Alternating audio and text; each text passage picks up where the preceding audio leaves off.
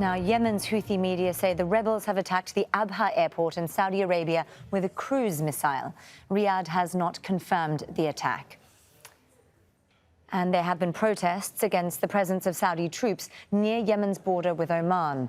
The demonstrators want the Saudi-Emirati coalition to scale back its military presence in the province of Almasirah. Last year, Saudi Arabia promised to hand all local facilities in their control to Yemeni forces, but that hasn't happened. Well, let's speak now to Lawrence Korb, who was the U.S. Assistant Secretary of Defense and is now a senior fellow at the Center for American Progress. He joins us live from Washington, D.C. Lawrence, these unconfirmed reports of today's attack that we're hearing are of a cruise missile. And if it's confirmed, are we seeing an escalation here on the part of the Houthis? Well, you've seen an escalation really in the last week. Whether this is a cruise missile or a drone, we've seen drone attacks on a lot of the Saudi airfields. And I think basically what the Houthis are saying, we were supposed to have negotiations. You haven't done them, so we're going to up the cost of your involvement in Yemen so we can have some sort of negotiations. Well, Lawrence, I want to ask you more about these drone attacks as well. We have been seeing these attacks on Saudi airports and air bases. Does this signal a new campaign of particularly strategic targets?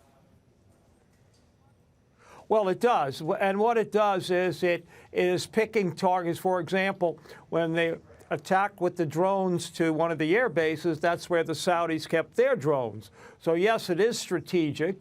Obviously, if you attack the air base, this makes it hard for them to use aircraft to attack Yemen. And, Lawrence, how are the Saudis likely to respond now?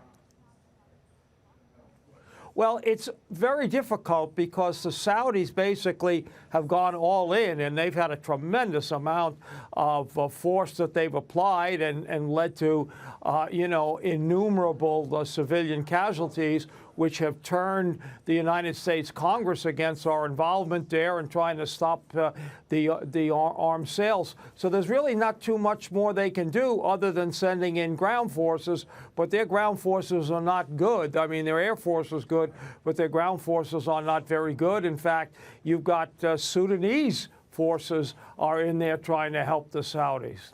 Lawrence, we've seen this war continue with a worsening humanitarian crisis for some time. At least 250,000 Yemenis displaced just in the last 6 months since the UN brokered peace deal was signed in December. But the fighting's actually increased in that time?